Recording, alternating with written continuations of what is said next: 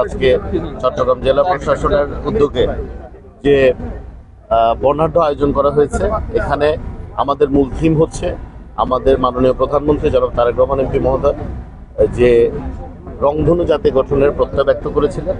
বাঙালি বাংলা ভাষাভাষী যত আমাদের সংস্কৃতির যেই যতগুলো আমাদের ঐতিহ্য আছে, পালকি থেকে শুরু করে ঘোড়া গাড়ি থেকে শুরু করে কৃষক যে মাথা নিয়ে আসছে, এছাড়াও ধরেন আমাদের বিভিন্ন ধর্মাবলম্বীরা এখানে তাদের প্রতীক উপস্থিতি এবং যে যার আমরা যে একটি জাতি হিসেবে বাংলাদেশ হিসেবে আমরা যে সবাই সম্প্রীতি এবং সৌহার্দ্যের মধ্যে আমরা আমাদের বাংলাদেশকে সামনে এগিয়ে নিয়ে যাওয়ার যে প্রত্যয়, সেই দৃঢ় পথে যে আমরা প্রত্যয়ী আছি, সেটির আজকে একটি অত্যন্ত বর্ণাঢ্য এবং সুন্দর আয়োজন আমি করেছে জেলা প্রশাসন। আমি তাদেরকে ধন্যবাদ জানাই। আমাদের ইতিহাস, ঐতিহ্য, আমাদের চেতনা, এগুলোকে ধারণ করে আমরা আগামী দিনে সমৃদ্ধ দেশ গঠনে, সমৃদ্ধ জাতি গঠনে এগিয়ে যাব। আজকে যে দীর্ঘদিন পরে জনগণের নির্বাচিত সরকার দেশ পরিচালনার দায়িত্ব নিয়েছে, জনগণের স্বপ্ন বাস্তবায়নে আমাদের দেশীয় সংস্কৃতির বিকাশের মধ্য দিয়ে আমাদের উন্নত জাতি হিসেবে বিশ্বে পরিচিতি লাভ করার জন্য আমরা কাজ করে যাব।